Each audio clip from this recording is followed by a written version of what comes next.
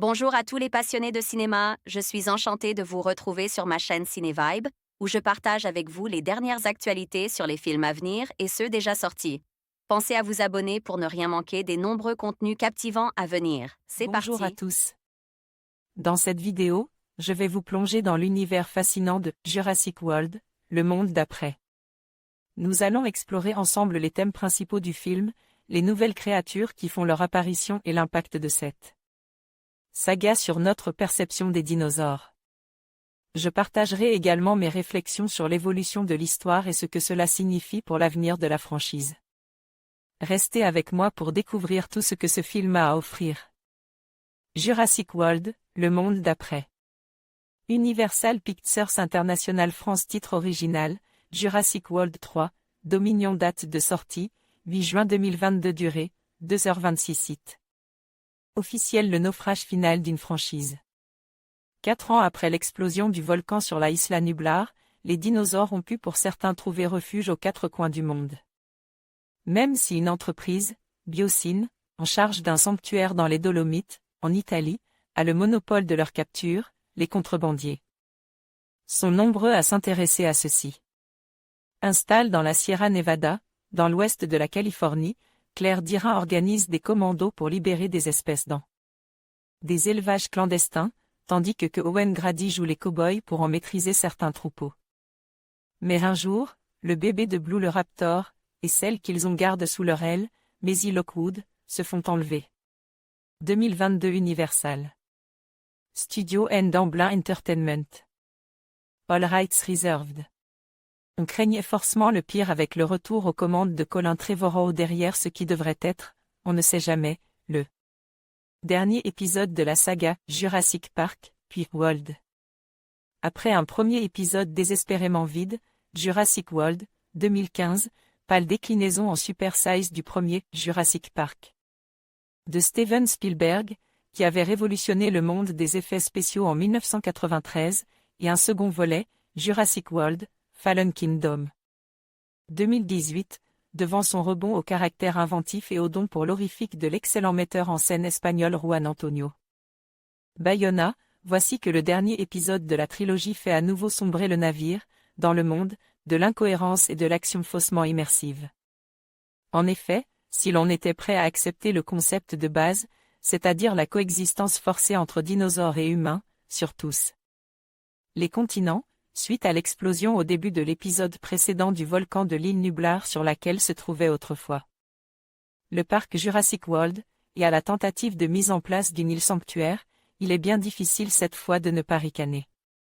Face à différents postulats, égrenés au fil du récit. Il suffit de quelques scènes mêlées de suppose flash info, pour installer la situation. L'humanité croise donc les bestioles, plus ou moins hargneuses, et il existe un sanctuaire dans le massif des Dolomites en Italie, confie, comme l'exclusivité de la capture des spécimens, à une entreprise de génétique, Biosyn. Le principe semble à nouveau porteur de questions éthiques, liées à la protection de l'environnement, mais aussi au détournement de la génétique à des fins mercantiles voire belliqueuses. En effet, de mystérieuses sauterelles géantes déciment les champs de blé, à l'exception de ceux dont les semences sont fournies par Biosyn. Le suspense est donc clos lui aussi en quelques minutes, laissant donc place à l'action, seul véritable moteur du film. Choisissant de suivre plusieurs trajectoires en parallèle, celle de Maisie Lockwood, enlevée par des contrebandiers, pour son ADN. Celle des parents, Chris Pratt et Bryce Dallas Howard lancent à sa recherche, celle des savants Laura Dern et Sam Neill acceptant. Une invitation de Biosyn où Jeff Goldblum, en mode parodie de son propre personnage, donne des conférences, afin de mieux démasquer l'entreprise. L'intrigue se dirige à grands coups de faux suspense, vers une réunion de tout ce beau monde, dans une scène de climax qui frise tout bonnement le ridicule. En réalité, l'action se veut au maximum immersive, suivant certains personnages en multipliant les gros plans, les poursuites dans les rues sur Malte, l'atterrissage du siège éjectable de Bryce Dallas Howard, projetant ainsi les personnages au cœur du mouvement, mais rendant l'action souvent illisible pour le spectateur. Un peu comme si le réalisateur avait oublié que pour apprécier un roller coaster, il faut avant tout être mis dans la position de celui qui est dedans, pas celui qui regarde. Si l'on arrive à passer outre les envahissants gros plans comme les inutiles et soudains zoom, on aurait cru pouvoir se raccrocher aux scènes classiques de la saga, dans lesquelles les personnages tentent de se faire discrets face au gigantisme et à la férocité des prédateurs, ici le giganotosaure, histoire de pas pouvoir faire plus gros.